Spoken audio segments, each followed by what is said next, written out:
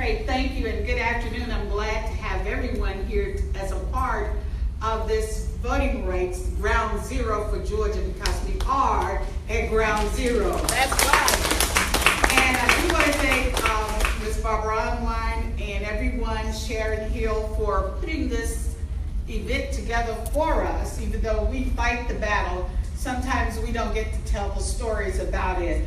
But we are also glad that Pastor Watkins here at Wheat Street allowed us to have this forum here. So we are so happy about that and glad to see so many of my people here.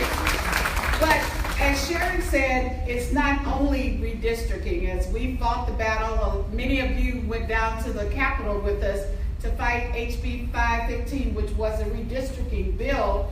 That all of a sudden, once we put the pressure on, it went away. But yet it was so important. Had we not been there, it would have passed the legislature. And all of it's connected in what you want to have in terms of preventing access to the ballot, whether it's redistricting, starting with that. And I also want people to understand, Barbara, that redistricting helps not only determine who you elect or who is your representative, but it also determines money, the census and all of that. Determines the money that comes to your neighborhood. So all of those factors are connected, and we have to remember that is connected. So some of the other voter suppression things that have been happening here at ground zero is not only the photo ID. We were the second state, I believe, to get photo ID. But of course, people will say, oh, no one walks around without a photo ID. That's not true.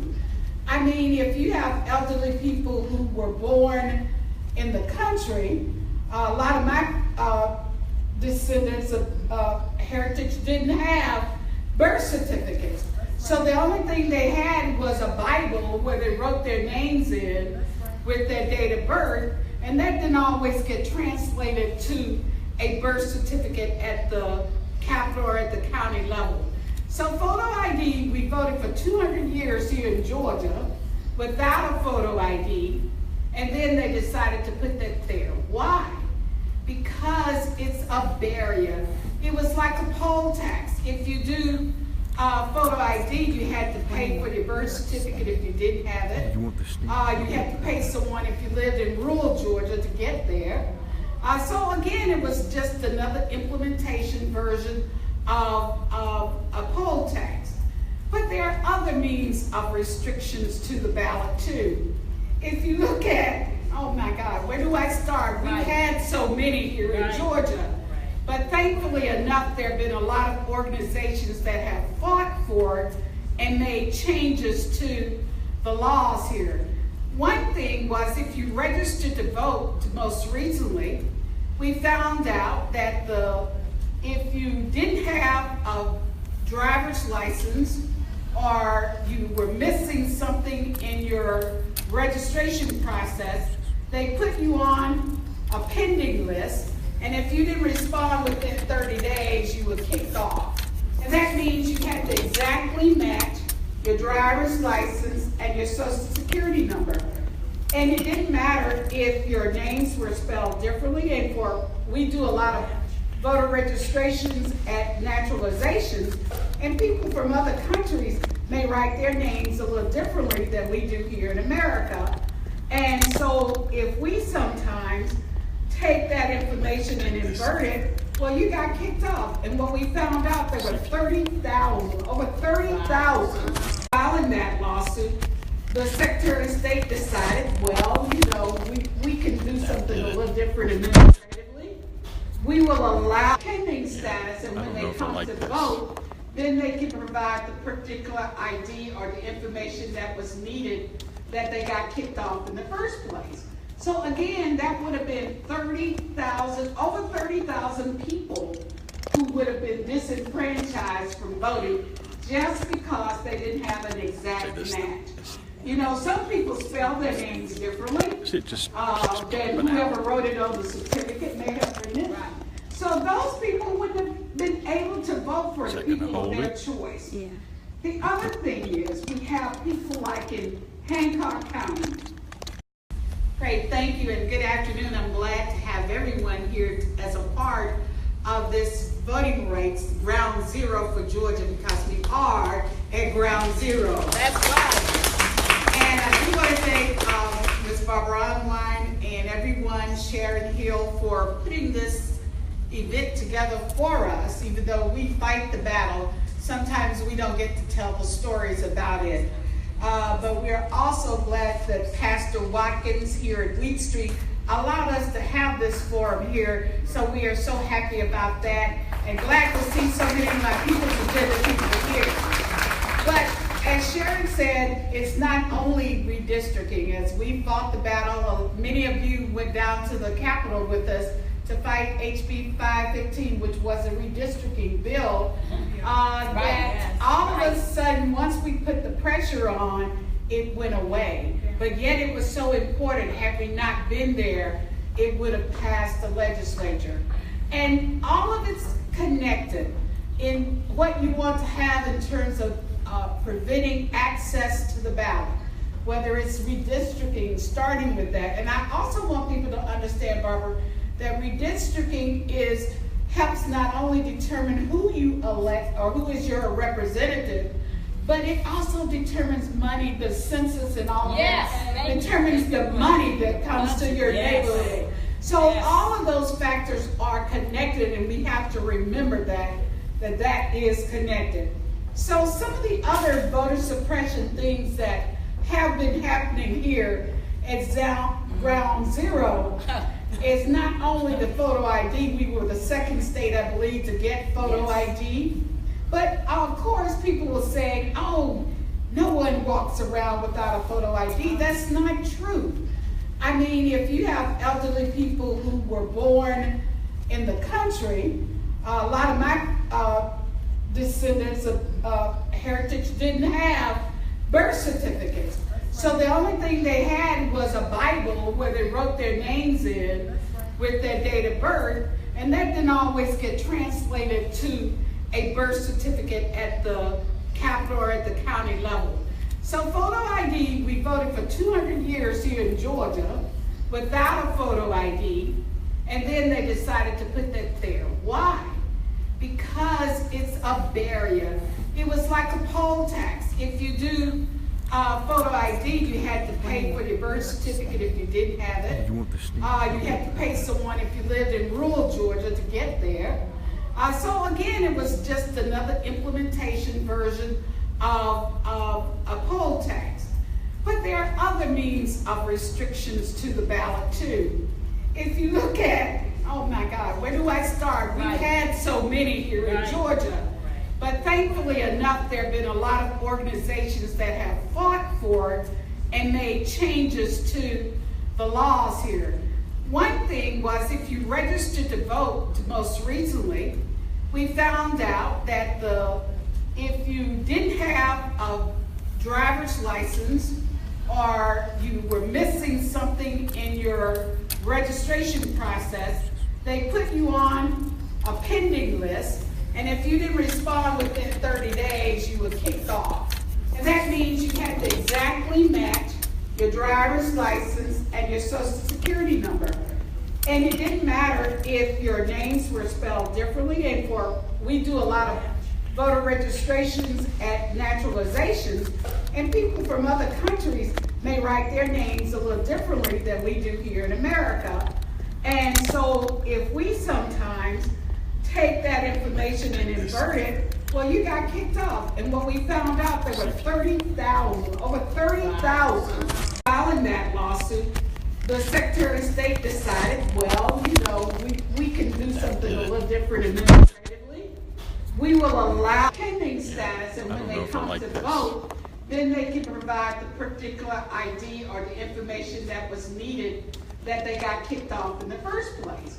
So again, that would have been 30,000, over 30,000 people who would have been disenfranchised from voting just because they didn't have an exact match. You know, some people spell their names differently than whoever wrote it on the certificate may have written it. So those people wouldn't have been able to vote for the people of their choice. The other thing is we have people like in Hancock County, rural parts of Hancock County, you wouldn't be able to get to the polls unless you pay somebody to bring you in if you didn't have a car, which most people didn't. Yes. So again, we had to fight that and we stopped that. And Macon Bibb, they wanted to do the same thing, consolidate precincts. We were able to change that. And the reason they're doing this is to make voting harder. It's not to make it easier. And so we're saying that voters should have easy access and should be accessible no matter what. The other most outrageous thing that happened in Macon, Georgia, was they decided they wanted to move a precinct to a sheriff's department. Right? Yes. Why not have it right in the sheriff's precinct? With all of those sheriff's cars sitting outside the precinct, and people are going to come in. Of course, we were able to overturn that as well with the help of the New Georgia Project, the NAACP. We actually got voters to say, and the rule says that if you get 10% of the voters in a precinct that don't want to change their precinct, you can actually do a petition, give it to your Board of Elections, and they can't change your precinct. That's how we defeated that. The other thing is, we extended the deadline when that Hurricane Matthew came in and did its devastation down in Chatham County. Yes. Well, they were going to cut off voter registration, even though the people in Savannah could not get to complete the voter registration deadline. So what happened? We had to file a lawsuit, and I actually testified in that lawsuit, and we got that overturned. They extended the voter registration deadline. You'll hear about the voter registration deadline just for the 6th Congressional District. Yeah. It's a federal election, and a runoff is an extension of the other election, of the primary election, or the election, which is not the case in a federal election. So, of course, we had to file a lawsuit to get it overturned. And what does this all say? I mean, I could go on and on and on and on, but we want to answer your questions that you may have. Yes. But these suppressive techniques were only put in place to stop people from voting. Early voting, we've had, when we first got early voting in 2008, it was 45 days, right? Then in 2008, the lines wrapped around every precinct building. I mean, wrapped around. Right. But you know what the next legislative session they did? Oh, let's reduce it to 21 days. Why did they reduce it to 21 days? Too many people. Too many stood in line. Too many took advantage of early voting, and that was African Americans and Latinos and Asian Americans, the people that took advantage of being in line early, so that if there's a problem, you can get it corrected before Election Day and not be cut out of the process altogether. And then we fought back through our legislature. They wanted to cut that from 21 days down to 6 days. And the actual legislator that introduced that, his district was actually turning out for early voting at a rate of 60% of his voters turned out early. Can you believe that? Wow. He was going to disenfranchise his own voters. So all of these suppressive techniques, along with the redistricting, which is so critical, are just barriers. They're not there to serve a purpose, but a barrier. So we'll be happy to answer more questions about Ground Zero. Oh my goodness.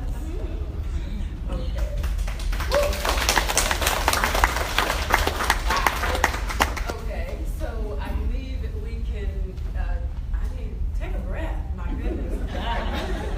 That's what we need to do right now.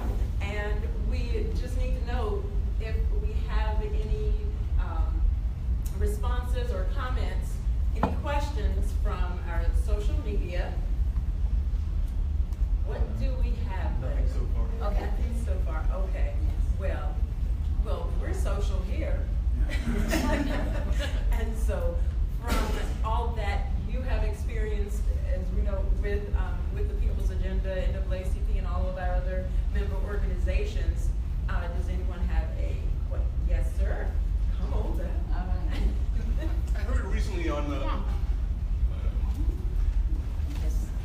You stand right in front of that. I'm not really sure where I was going, but I just had a question about voter registration. In fact, I understand that turnout for registration or for voting in the national elections is only like around 50% or so. And I heard that Oregon, they actually have an automated enrollment. I mean, is there anything nationwide that's being pushed out that we all have this automated enrollment into voting? Because it makes sense.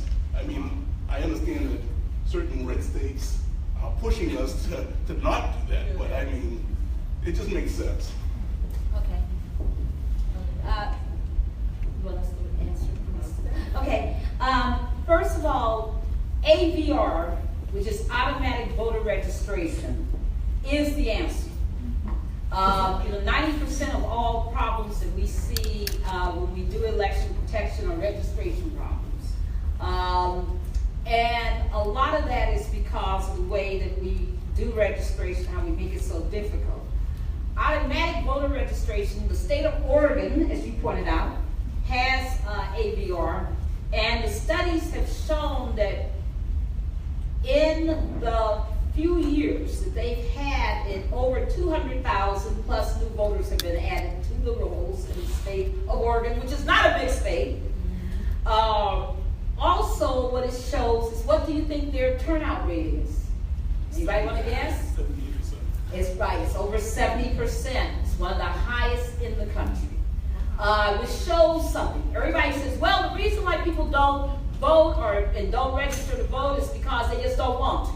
They're too lazy. They don't care. They're indifferent. But what this shows is that when you made it easy for people to be registered, they turned out.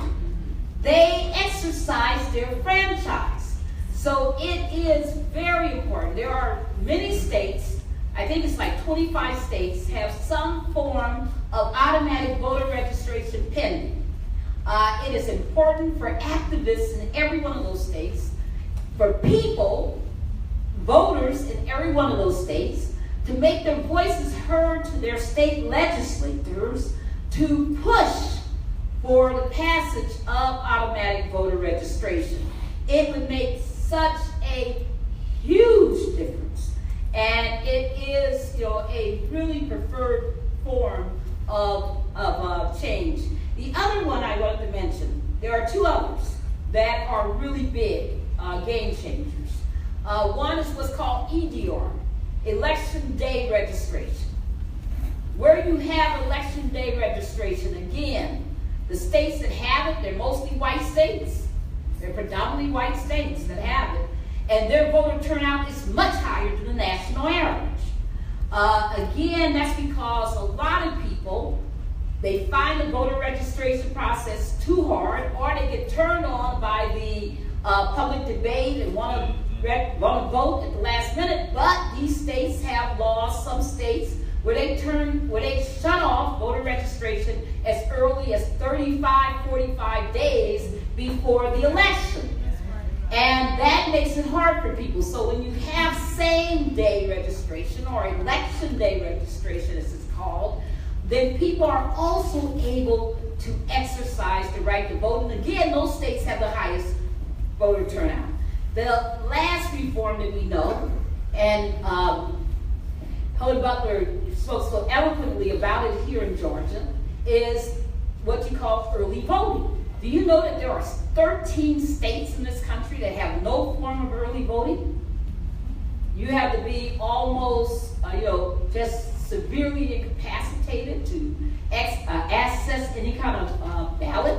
Do you realize that as we're sitting here, that 11 states are attacking absentee balloting? They are going after that form of balloting also. But early voting, why it counts? In the North Carolina case, the courts have been striking down a number of these voter suppression measures, thank God. Texas, North Carolina, but we still have, a long ways to go.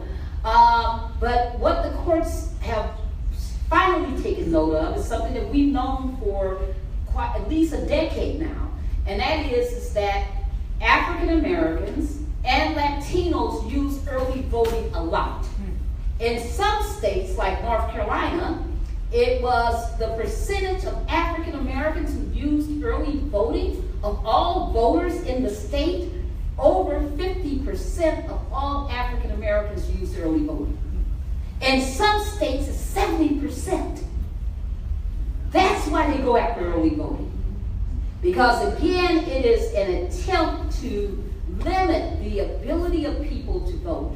And it's very, very vicious. And it's important for us to encourage those reforms. I'm so glad, Ken, you raised the question of reforms. Is to encourage those reforms is what we need. We need active early voting. And what do we also need early voting to cover? At least 2 Sundays. Because what is it called? Souls to the polls. Oh, this is a great idea. Because we know that in some of the states where they have souls to the polls voting, the African American and Latino vote, and because the Latino vote goes up significantly in states where you have souls to the poll voting, some of those states, the actual turnout just on those Sundays was as high as 35% of the total minority vote. So we need to really understand how important early voting is, how important election day registration is, how important automatic voter registration is. Yes, Mr. Stewart, thank you. So on social media, one of the questions I just had was, should we go to paper ballots or paper ballots on top of electronics to alleviate some of the tampering that we've seen in the past? Yes. I believe that we should use paper ballots or either have machines that will give a paper receipt. Georgia has electronic voting. It has a paper receipt, but it's a cumulative total in there, and you can't audit it. Paper ballots are good for auditing purposes. That's why absentee balloting is a good process. And absentee balloting here in Georgia, by the way, you can do it 45 days before an election, whereas in-person early voting starts to 21 days. And the reason they did that here in Georgia is because a certain demographic that wasn't brown voted by absentee, and we vote early because a lot of us didn't trust the machines. I didn't trust the absentee voting because they used to stuff the ballot boxes and do all those kinds of things. But one of the things we have to do is be vigilant.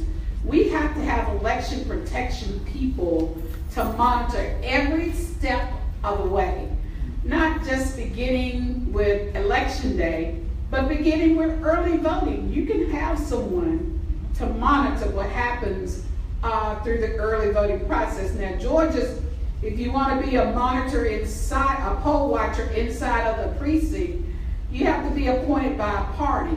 But that's a reform that we can get, is to have citizens to be able to be poll watchers so you can see what happens on the inside. You know, you started election protection. Yes. How many years ago? We started after the election debacle in Florida. We started in 2001, and it has been, an amazing program. And what we're learning now is that because of the entrenchment of voter suppression, we got to do more. That's right. A lot more. So there's a lot more that we're planning now. That's right. So election protection monitors can be on the outside of the precincts where you actually can assist a voter as they encounter problems. You can help them. You can go in with them and assist them. Now, of course, you have to be careful if it was like the Quitman 10 who did the absentee voting. They had them up on charges of saying they were doing something illegal. But of course, they were vindicated in court that they did everything by the rule book. So, but absentee voting is a way for us to actually audit an election. Right now, we can't audit an election because whatever comes out of those voting machines is what you're going to find. That number is not going to change. You get changes when you have the absentee ballots. So we've been trying to get people to use the absentee voting process. We did a project with Reverend Jasper Williams called Vote from the Comfort of the Pew, or better still, he said 99.5 won't do, meaning that you had to have 100% registration and 100% participation by a voting absentee. And what he did was, he had all of his people bring to church their absentee ballot. If they had the stamp on it, fine. If you didn't have the stamp, he would provide the stamp. That's the only thing you can give of value in Georgia for voting is a stamp. So you can give them the stamp to allow them to vote. So they put it in the mail bin and they all voted together from the pew on a Sunday. So that's how they did that. But again, it was taking their souls to the polls, but they did it through the absentee ballot process, which you can then get that information from. We have Saturday vote and mandatory Saturday voting here in Georgia, one Saturday, but there are several counties that will do more than one Saturday. And DeKalb County was the trendsetter by starting Sunday voting with their election board, actually doing that because the election boards have the authority to set what the policy should be, so everyone can advocate for their boards of elections, if you live in a county, to have them to provide Sunday voting along with Saturday voting. So that is something that you can do as a part of that process. I do want to mention again, we have to be careful with this process because we have a county commissioner, Olivia Pearson, who's down in Douglas, Georgia, who was charged with fraud because she was at a voting machine and was helping her relative put in the voting card, and somebody next to her from the next machine said, "Can you show me how to do this?" She told them, insert it in the machine, and of course the poll worker heard her tell them that, and the poll worker said, "Come here, you have to fill out certificate saying you assisted voters." Well, she said, "Well, I didn't assist it, but I just told him just stick it in here, how to stick the card in the machine." Well, they kept insisting, so she did, but guess what? They brought her up on fraud charges. Yeah. She then, it was a hung jury on the first one, so now they're going to retry her in June. Again, you can see why Georgia is ground zero with all of these things that are happening. I want you to know Georgia has 159 counties, and therefore there are 159 election boards that have control of the election process. And what one county doesn't necessarily agree with what the other county does, but even though they're required to do the same thing. So it's critical that we monitor what happened. And Barbara, you know, because of Shelby, Yes. where the Voting Rights Act had the pre-clearance process for any change to the voting process. Well, that's been nullified right now because of the Shelby decision, and you can talk more about that. But we need to monitor these election board meetings so that we know what's happening. They are talking about redistricting right now. So you need to be at your county boards of elections to see where they're talking about redistricting. And this is redistricting before the census that comes in 2020. So we need to know these things that are happening so that we don't suppress the vote. And you can expound more on Shelby. Yes. And first of all, let me also, join Helen. That was powerful, Helen. Yes, very powerful. Thank you. Paper ballots, a couple of things. Everybody remembers that after this last election, there was an attempted recount, right, in certain states. And you notice that they tried to do a recount in Pennsylvania. Why weren't they able to do it? Because they used the DRE machines, which do not create a paper record. The problem with our voting system is, anybody who does any accounting, anybody who does any work or you're counting anything, you always audit your numbers. We don't audit our elections. We don't make sure that there's an auditable process. The only way you have an auditable process that's going to be accurate is counting the paper. And it's interesting that in Wisconsin, in of course, Michigan, where they did try to look at where they had paper ballots and looked at the machines, those did not reconcile. And it just tells you that the machines alone are inadequate. And some of the numbers make zero sense when you look at, who's in those districts, the past voting patterns, all kinds of things. So it is very important that when we talk about having paper ballots, it's not just the voter satisfaction of knowing that your vote was accurately counted. That's why you want a receipt. But it's also knowing that if there's a challenge, if there's any issue, that people can have a valid recount. But it's also being able to audit the process to make sure it's accurate. So those are the important things. On the federalism question, here's the law, quickly in a nutshell. It's states control state elections. They are the chiefs.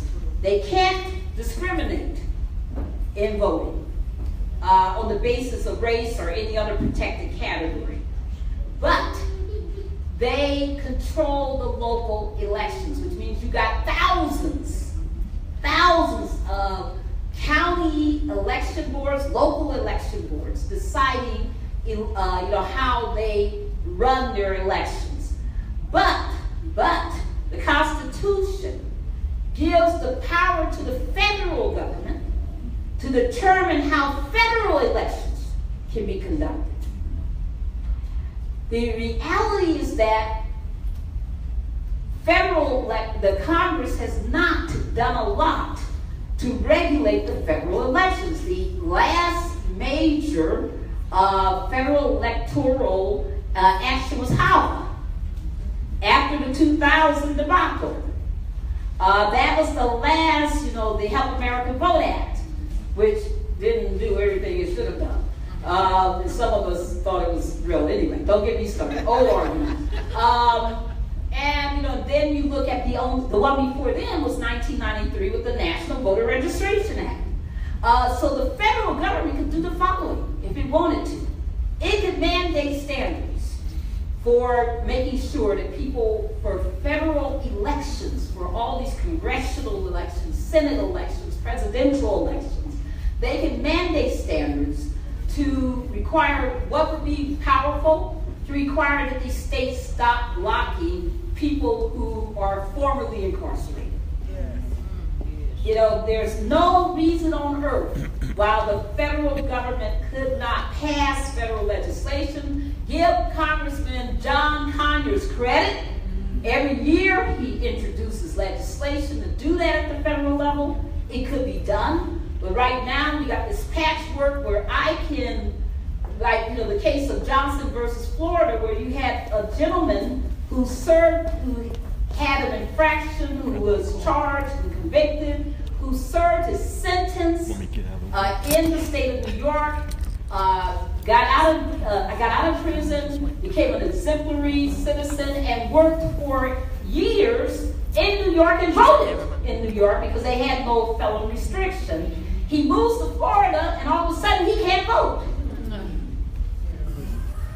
And that is the unevenness across the states, and it's wrong.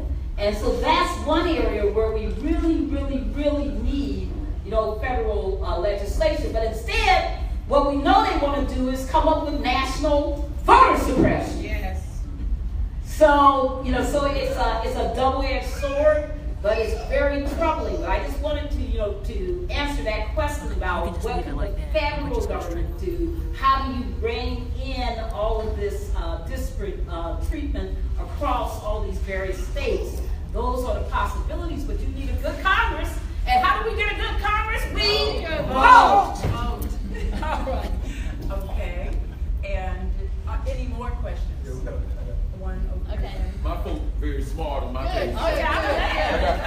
Keep bringing Smart people on the Hank Stewart page. So, All right. so Cecilia Santoris asked the question, why can't we vote within the county? You don't have to go to a specific poll on the day of the election. Why do we have, she said she hadn't been able to get that question answered. Why can't we vote anywhere, if you're in Fulton County, anywhere in Fulton County on the day of the election?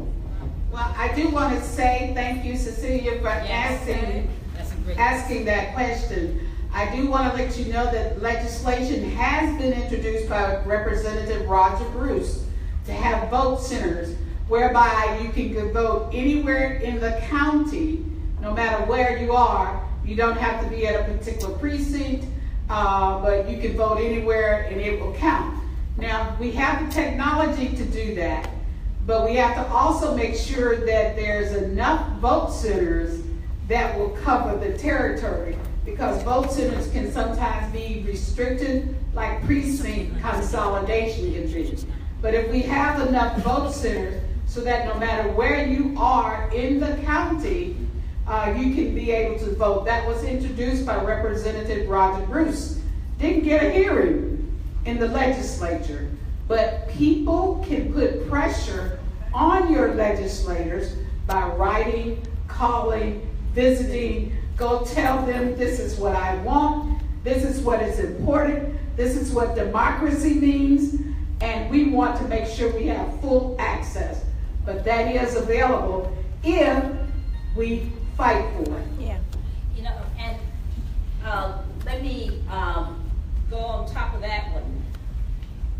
One of the most evil, another one of the evils, there's so many evils when it comes to voter suppression, but out of precinct voting, in many states, if you're in the wrong precinct, even though you're in the right county, your ballot, you are given what's called a provisional ballot.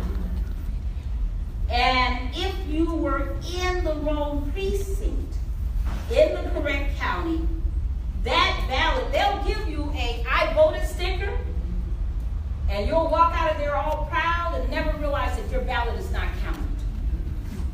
Let me talk about a statistic nobody talks about.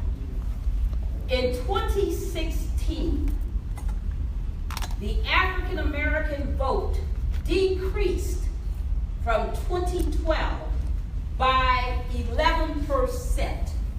Decreased. Now let me be clear, when I say the African American vote, I'm talking about the ballots that were counted. Ballots that are counted are different than turnout. Because you can go to vote, but go to the wrong precinct. Think you voted, and your ballot is never counted. So African American ballots counted dropped by almost 2 million ballots. When you look at how close this election was, 78,000 ballots, right? 60 to 78,000 determined this last election.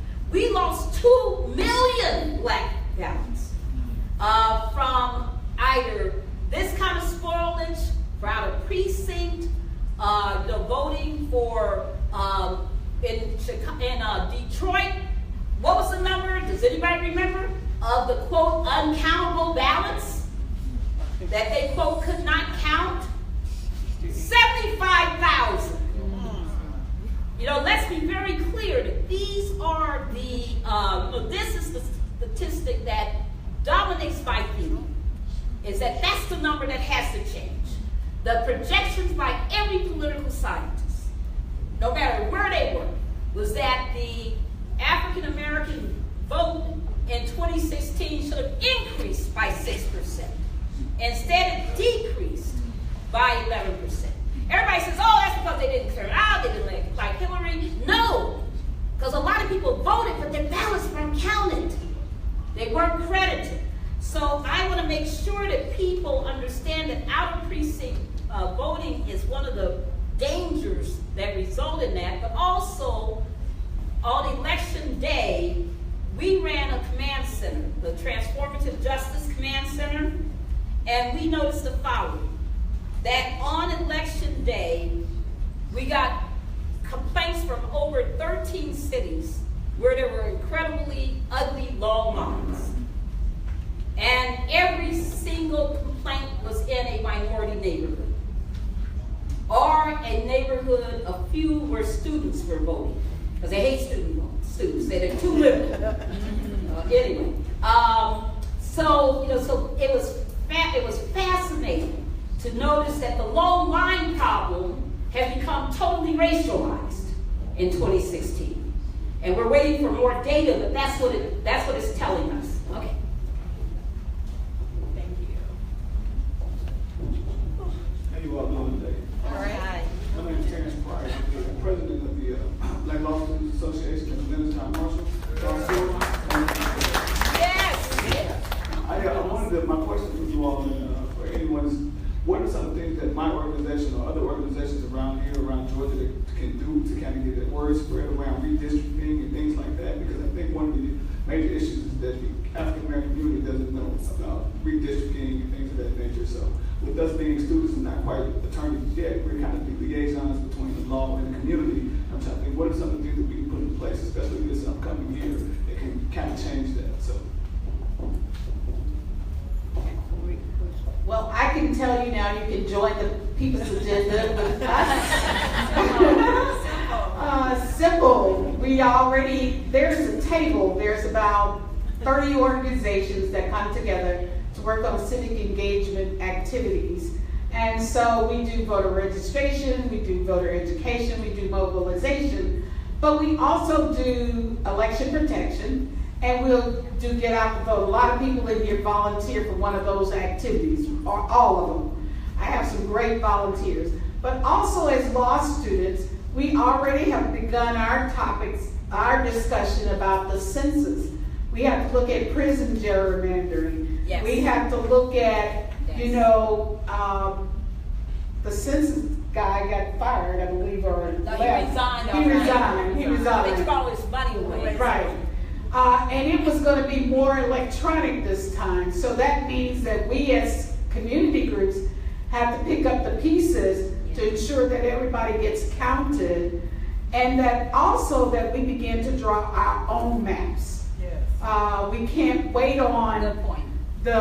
the legislature to draw them.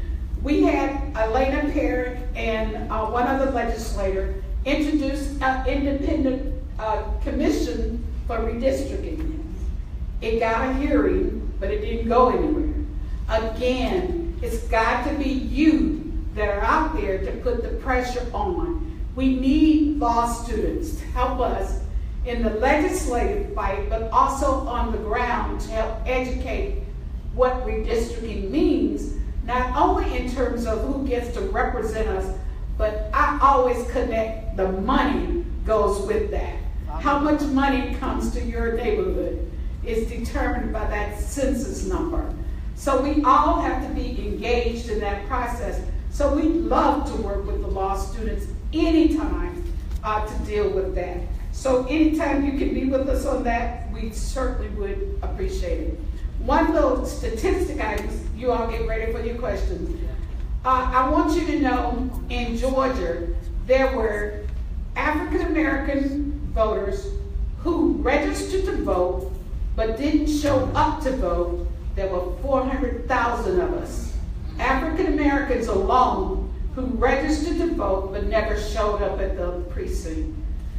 There were also, based on census data, approximately 600,000 African Americans alone in the state of Georgia who were 18 and over but not registered. Yep. That was 1 million people in Georgia. Yep. Think about the outcome of any election if just that demographic voted. Now, you had the same thing for Hispanics, Asian Americans, and progressives, other progressives, that could have changed the outcome of any election that you want to have. Just think about that. Most people win elections by, if you look at Governor Bill's race, he won by 200,000 votes. Yeah. Remember? 200, 1 million? What can I say? Okay, and another question. You. I'm Karen Riegel, and I'm a member of the Georgia Coalition for the People's Agenda. I'm worried about the safety of voting on electronic machines, given the fact that Kennesaw University was in charge of being certain that we had the appropriate clearance on machines and that they've been hacked. And I haven't heard much about what they've done to resolve the hacking and what we can do about making sure that our voting machines actually work properly. I have worked election protection. I've had people come back out to me and say, I punched X candidate twice and it registered the opposite. And I'm concerned about that because it hasn't happened just once, but many times. Okay. All Any right. other questions? Yes, I can see that. Okay. I get one. Well, he's standing here in line. Come on.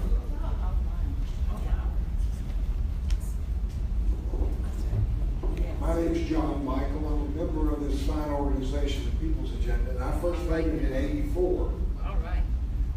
and that was a contentious election. The president was assassinated right before '62. Anyway, my question is due to this decision, which I know Ms. Butler, if I could have talked to her before, is well aware of this. The moral majority in North Carolina and the new governor, Governor Cooper, Roy Cooper, have been successful in going to federal court and stopping them from the redistricting that caused all the turmoil in North Carolina.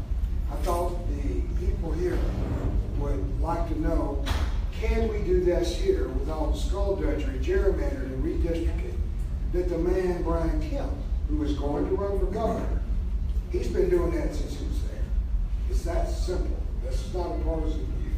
So in order for us to win with a, say, progressive candidate or your choice of candidates, what can we do to follow their guidelines? Because that was a long battle in North Carolina. Okay, so Barbara. Okay. You got him over here too. Hello, Mr. Michaels.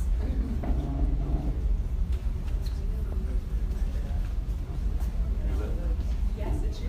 Yes. Thank you. Ron Shakir, Political Advocate Information Network, a group we started about 5 years ago, and member of Concerned Black Clergy and Concerned Citizens, period.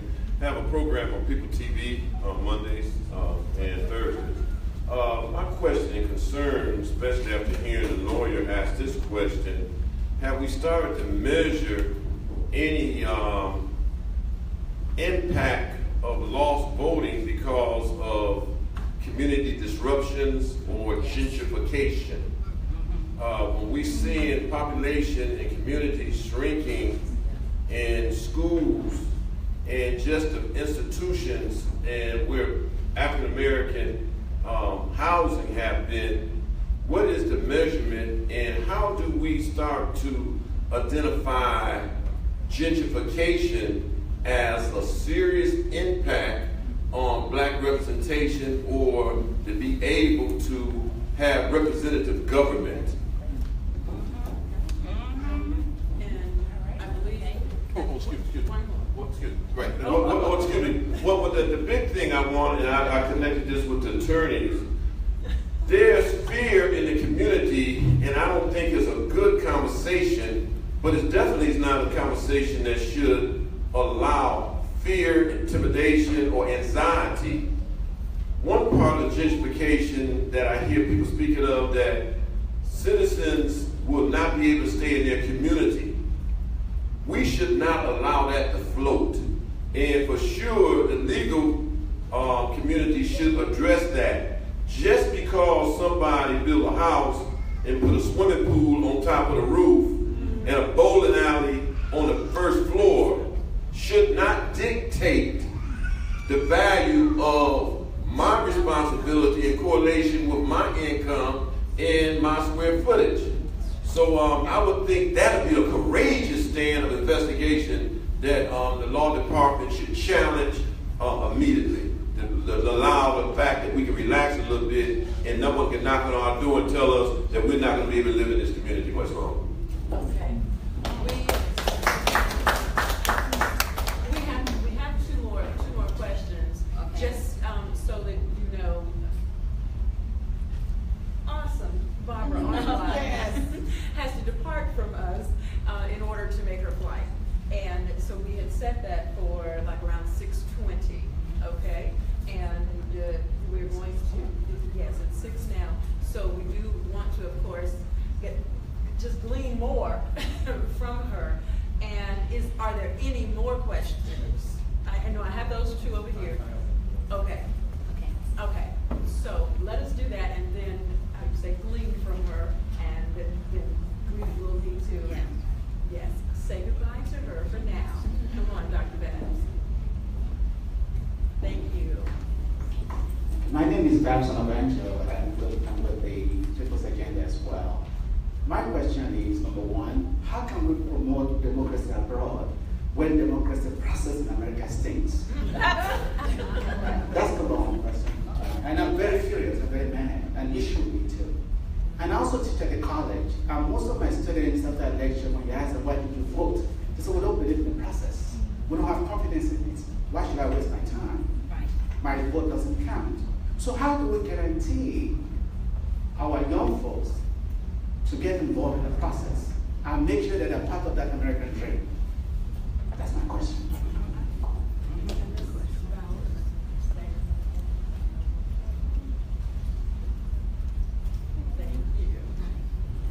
Hi, I'm Dana Bowers from Democracy Spring, Georgia. I just have a question that kind of involves like current events.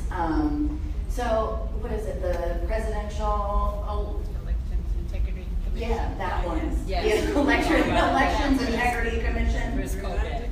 Now they are trying to convince a lot of Americans that there's voter fraud happening. And I was just curious what you would recommend for us as, grassroots organizations. How can we start to deflect some of that, nonsense that there's actually a serious voter fraud problem, because we know there's not. So just kind of looking for advice on how to handle the propaganda, I guess.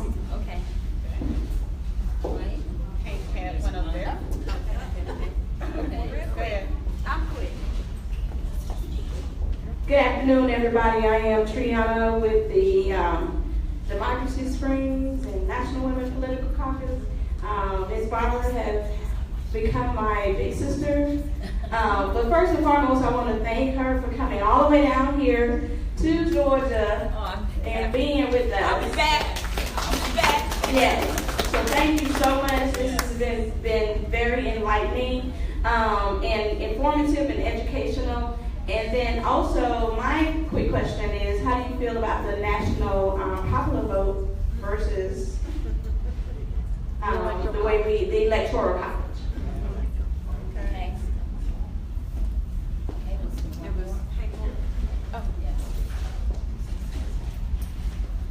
This is the last one. All right. What are the plans for the local and federal seats that will be available in the latter part of 2017, 2018, especially since many people say they wouldn't going to vote during the presidential election?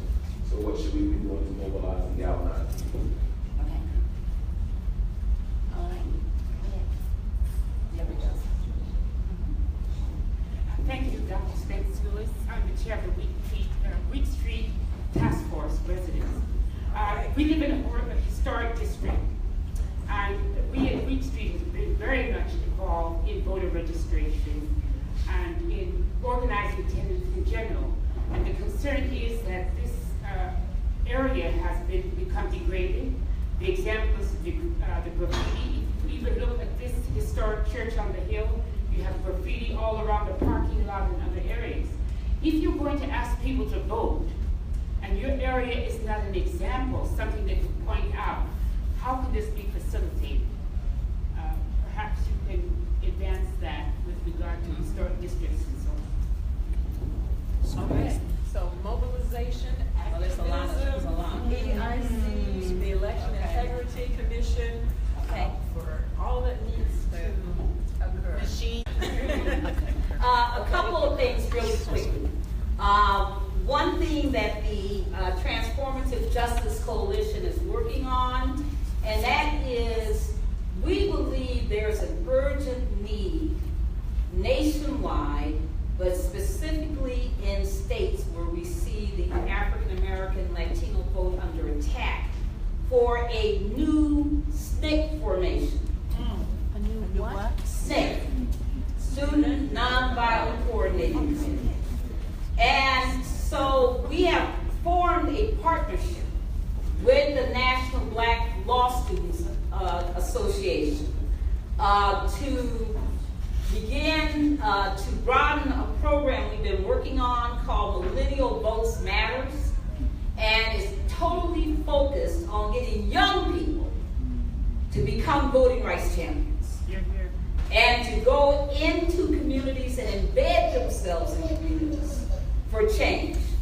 Our people hate it when people get parachuted into their communities right before election week and are told, and people walk around don't even know where they are and trying to talk to people about why they need to vote. Nobody wants to hear that. And what we want to do is change that dynamic, change the engagements. People should not be losing their votes because they don't understand out of precinct laws. People shouldn't be losing their votes because nobody's helping them to understand how to vote the most efficiently. We believe very strongly that there is a need, an urgent, desperate need for that kind of programming, and we're working on it. And I have a plan that will result in over 7,500 such champions being put into this country by 2020. And it is very, very critical that we do this and that we work on it. The second thing, on the hacking, go to the following website. Look at nationaldefense.org. That's the website for the National Election Defense Coalition. They had a hearing last week, Monday of last week, on the 22nd, Monday of last week, they had a hearing on this whole issue of hacking. They had conservatives and they had liberals, they had all kinds of people from Brenton Center, former military leaders, Homeland Security people, and they all said the same thing. Our system is vulnerable to hacking. Our voting system is not secure. That it requires some investments to make it secure. They definitely talk about paper as being part of the answer. They talk about getting rid of the DREs. They talk about shutting down some of the malware exposures that exist. And they talked about foreign interference. They talked about a whole lot of problems and how easily hackable. What? What's DRE?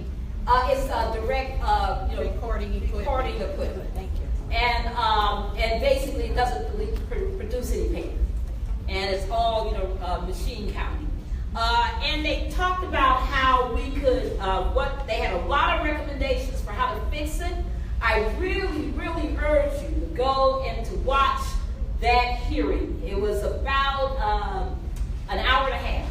And I really recommend it because it's got a lot of good stuff on it. National Defense. It's at nationaldefense.org, and that is the National Election Defense Coalition's website. They call themselves NEDC. They are part of the Voting Rights Alliance, one of our big leaders within the Voting Rights Alliance. The other thing I wanted to say quickly on gentrification. Please go. I have a radio show that comes on every Tuesday. We just did it today between 12 and 1. And last week we did fair housing. And we talked about this gentrification issue at length. My show, of course, has podcasts. You can go and listen to it. But there's a new report out that came out in April this year from the National Fair Housing Alliance. It's their 2017 Fair Housing Trends Report. And it talks about the threat of gentrification. And it talks about some of the strategies that local communities can engage in. So I really urge, people to look at that. It has, a lot of excellent analysis and recommendations. Yeah, of course, we can't keep talking about what people should be doing in other countries when our democracy stinks. Absolutely, we can. But you know what the number one problem is in America to me, besides all these we got these anti-democratic forces that have decided that the way to win is to suppress the vote, and who have decided that what they want to do is shrink the American electorate only to those people who support their positions. They don't only want to get rid of African American and Latino and Asian and Native American voters and student voters. They also want to get rid of who else? The poor. They don't want poor people voting. Because they say that poor people, only are going to, keep voting for entitlements and all this other stuff. You saw some of that nonsense that happened today, where one of the Trump officials were saying that people, well, anyway, they're back to the leaching, discussions. So I want us to, be very clear that this attempt to shrink the electorate is real, and what we need to do is to understand that the way we fight that, obviously, is by organizing, uniting, and voting and doing what we need to do in protecting the vote. But a big problem, the reason why so many young people are turned off by a system, so many older people are turned off by a system, what is the largest category of voters in the country? The non-voters. The non-voters. They outnumber everybody. And it's because of the fact that what we haven't created well is local accountability structures. Yes. Because you vote somebody in and they get in there and all of a sudden they don't know you. Yeah. They're voting for their own pocketbooks. Yes. They're not doing what they ought to be doing to protect the people who put them in office. Yeah. It's disgusting. Yeah. And what we need is a more formalized system in every single city, every single state, where we are holding people out accountable. If we vote them in, they don't do what we do, we kill them out. I mean, that has to be the process. It can't be personality tics. They look all cute to me, they're nice, I like the way they talk. No! You like their policies. Either they're doing what they said they're going to do for you, and it's the policies are making sense and they're benefiting the community, or they're not. If they're not, get out. Get out. That movie, Get Out, Get Out.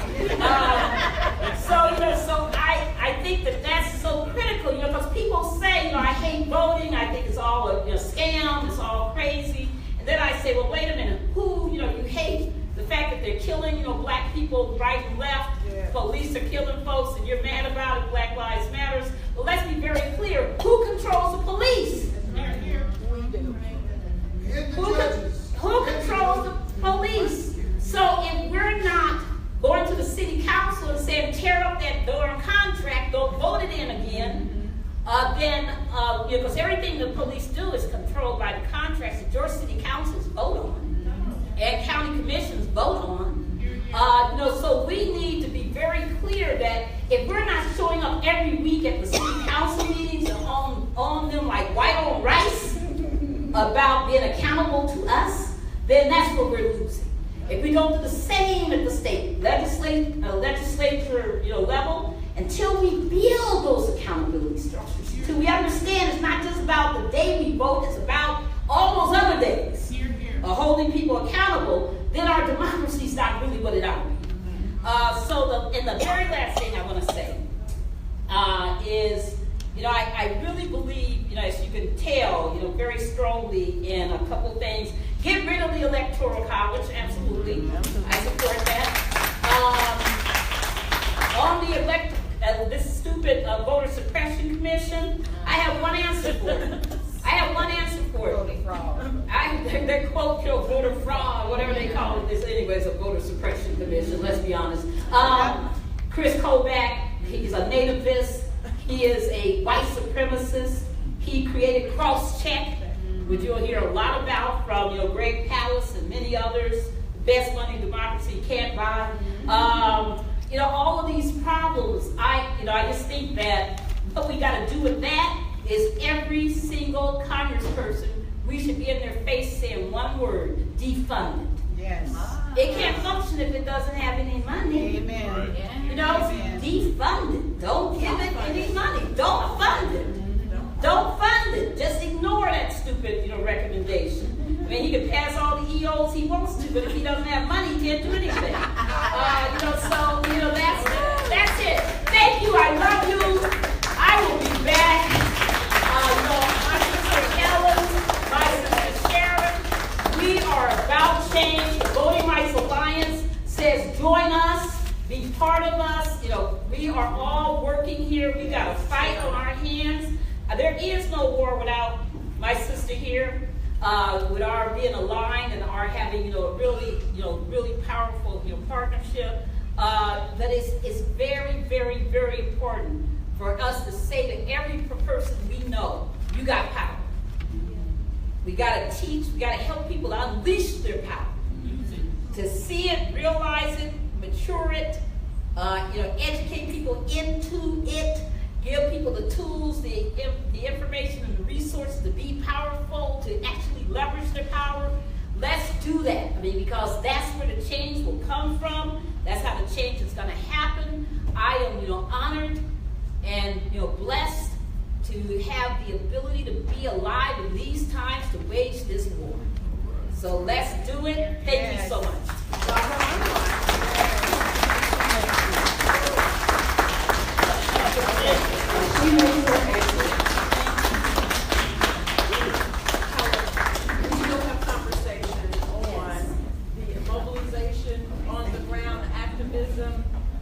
Which of course, this is activism right here. Yes. Advocates in action. That's right. We are chaplains of the Common good. We are chaplains of the common good. And Barbara, I want you to meet Dr. Ralph Watkins, who's the pastor of Peach Street that's here. Thank you. I love the church. Yes. Thank you. Now, I want to say to all you people, when you talk about gentrification, Ron, it impacts voting because it moves people out. We had so many housing projects that were moved and they went to somewhere else. That's part of the packing and cracking and stacking us into one little area that impacts the redistricting. In terms of what Dr. Bass asked about the young people, well, we got to ask the young people to step it up and run for office. If you don't like the people that you have, run for office. It was so wonderful to see Mary Pat Hector, who was a 19-year-old who ran for city council out in Stonecrest, in the new city of Stonecrest, a new open seat. Guess what? She lost by 22 votes. 22 votes. Can you beat? What can you say? Out of that 400,000 black people who are registered but haven't shown up at the polls, someone should have been able to get more than 22 votes, right? Right. So she had a lot of students from Spelman helping her, but just think about it, more of the young people had stepped up to the plate to help her run. You'd have a young person, would have been the youngest person to win a city council seat in a new city of Stonecrest. The other thing is, I want to say is, for mobilization, we've got to first become educated. I've already set up as a part of the DeKalb Coalition. We've done a PowerPoint on Election 101. We're going to set it up on YouTube so people can download it, so people can understand the election process, some of the terms that are involved, who find out who my elected official is, so that we don't have that uneducated piece, don't understand. It's easy to go vote. You can't be intimidated once you know your rights, what you are entitled to. You can go vote without a problem. And if you do have a problem, we have lots of toll-free lines that you'll be able to understand what it means to vote. Now, the other part of it, we talked about what is Kennesaw doing specifically with regards to the hacking. Well, they said they've taken care of that and they're making sure that it doesn't happen again. But one thing we can do is observe the logic and accuracy testing that all election boards are required to do before they set those machines out to be voted upon.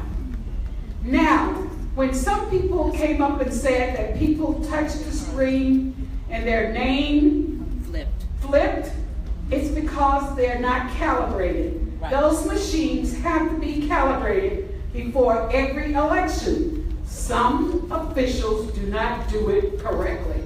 But you can go observe that process to make sure the calibration happens so that it doesn't do that. That is one thing you can do right now besides what we talked about, what Barbara talked about, with regards to getting paper ballots or getting other measures in place to take care of those things that are happening. Do you do that at Kennesaw or in the local? You do it in the local boards of elections. Each board of election has to do the calibration. Now, I want to remind you there are also local municipal election people that may be different than your county election people here in Georgia. That applies to Georgia. So your local municipal people may have machines also that need that calibration. So you need to be at all levels involved in the process, county and local. So your city elections may have their own machines that they use if they don't use the county machines. So you have to be aware of that as well so that you get engaged in that process. The other thing I want to talk about that we can really do throughout the nation is put back in place a Voting Rights Act that will take care of what Section 5 was mitigated in the Shelby decision. So if we, Congressman Lewis and others, have already introduced federally the Voting Rights Accountability Act.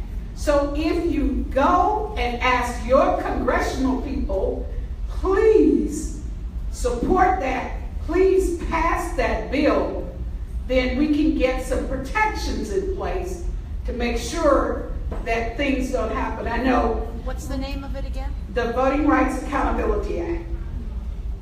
So that is a federal piece of legislation that we can do. The other part of it is that we can do mobilization here locally. We're doing get out the vote activities. So that means you vote early and you come on election day to help us to get people to the polls. You phone bank them to tell them that the election is happening. This is happening this day, not that day. This is the precinct. I'll look you up on my voter page so you know what your proper precinct is. And you can help people to vote. You can also be election protection monitors. So you can be at the precincts to help voters actually go vote. And then they won't have a problem voting. I mean, you can also hear, we can get Georgia's felon reenfranchisement law changed so that you don't have to satisfy both the serving your time, paying your fines, and no longer on parole or probation. Because probation and fines can be long periods of time. So if we get it after they've served their time, I think it's time when they come back into society that they have the right to vote.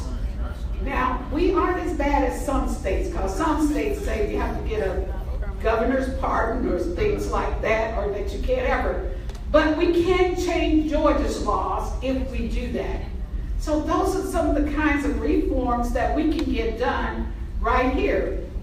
For redistricting, again, it's an opportunity to really get things set up so that there aren't barriers to voting.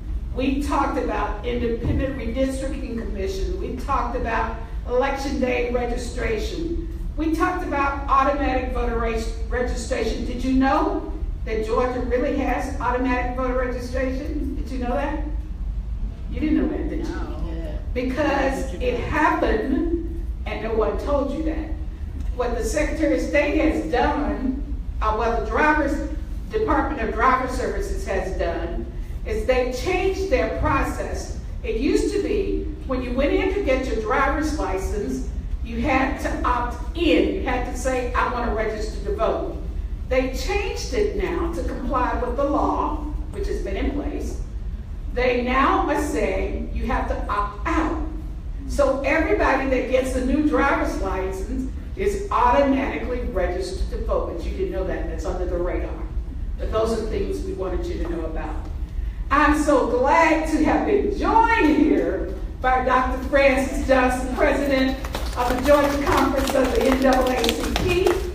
I've been talking, Barbara's been talking, so now it's your time to talk about all that voter suppression activities. We've been linked, right, yes, as partners in all of this, so why don't you close us out? Thank you so much. I spoke to Barbara on the way out. Isn't she excellent? Yes, wonderful. Yes. And I'm grateful for her visit. You can give her a hand. Yes. She's been a stalwart in the fight, secure the franchise for a generation. And we owe a lot to Barbara Arwine and to our own hometown girl, Helen Butler. You know, I think we take Helen for granted because she's here in Georgia and she's everywhere. But she is a star in the constellation of freedom fighters, making sure that the next generation can enjoy the privileges and immunities of citizenship that we have. And they include people like Thurgood, my son, who had to go back and pick up today, and I'm grateful that he's with me tonight. Stand up, Thurgood. People often hear about you, but they don't get to see you. Thurgood is a 10-year-old who's in 4th grade and is doing well. Thurgood has participated in more marches than most adults. But I want to make sure that when Thurgood turns 17 and a half, that Thurgood can go down and register to vote without